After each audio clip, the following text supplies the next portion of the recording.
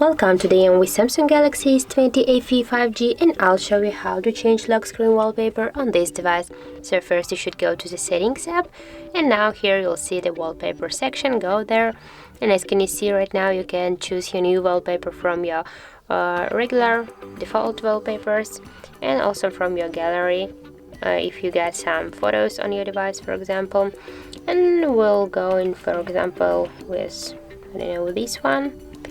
And now we want to change just the lock screen wallpaper. So tap here, you can see here the lock screen, and now just set on lock screen. Tap here, and as can you see, we got here the message that our wallpaper is applied on our lock screen, and as can you see, our wallpaper has changed successfully. So that's it. If you found this video helpful, leave like, comment and subscribe our channel.